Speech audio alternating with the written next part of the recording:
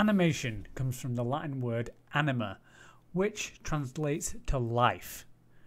These are a few things I've learned that will drive life into your animations. Animation is a series of images called frames that, when shown one after another, give the illusion of movement. An important thing to think about is how many frames you have and where you're going to place them. This will change the speed and feel of your work. A great example of this is slow in, slow out. In the real world, objects take time to speed up and slow down. Without this, animation looks very unnatural and robotic. You can see here we have placed more frames towards the keyframes, which in this case are at either side. We refer to the other frames as in-betweens. You can see here, even though it has the same amount of frames, the blue ball looks to be speeding up and slowing down and is a lot more natural and appealing. Next, we're going to look at smears. Smears are a great tool to show speed in action by blurring in-betweens. To achieve this, we elongate the in-betweens to merge between the two frames. It's important not to overuse these, as it can become tired and make your animations look rubbery. You can see the orange and the blue ball are moving at the same speed. However, the orange smear frames in the middle give the illusion of it being faster and smoother. So let's have a look at these in action. Here we have an example of a wave animation showing the aforementioned techniques: slow in, slow out and smears. You can see the example with the smears moves much faster as there are less frames and the animation is repeated in the same amount of time. Moving on, let's have a look at the classic bouncing ball. There is a reason this example is always shown, as it shows off so many of the key principles of animation: timing, weight, arcs, exaggeration, squash and stretch. This is a really good exercise to do. The red ball here has evenly spaced frames and stays the same shape throughout, however it feels rigid and lifeless.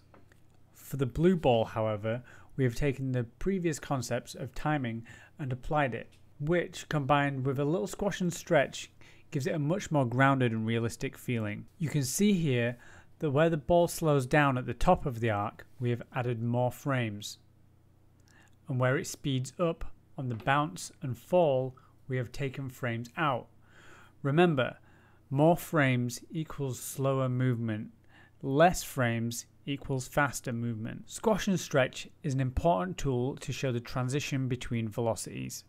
The more drastic the change in speed, the more drastic the squash and stretch. Usually, when an object speeds up or slows down, whether it be a person, a cat, a spring, they will contract and then quickly expand.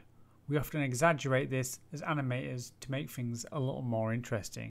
Now, it is important to note that if you are going to apply squash and stretch to an animation, the object in question must keep its volume. In the real world, if enough force is applied to the top and bottom of an object, the sides will expand.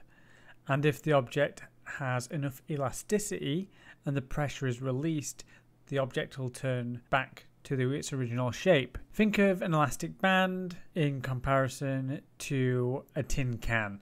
Adding this distortion and thinking about your object's elasticity can really add to the realism in your work. Now here with the orange ball, although a little over the top, we can see we have also added some smear frames. To emphasize the speed of the ball, we increase or decrease the amount of smear. When the ball is slowing down at the top of the arc, we are not using the smear frames, as this would make it look more like a snake than motion blur. Now we're going to move on to anticipation, follow through and secondary animation. Here we have a red box starting at a constant speed and stopping abruptly. To make this look a little more interesting, we can add a little bit of anticipation and follow through. We add anticipation to prepare the audience for an action. In this case, we pull the box back a little to prepare the viewer for a fast horizontal move. Stopping an action suddenly can also look unrealistic and dull, so at the end of the movement we overshoot the mark to imitate the laws of physics and represent inertia.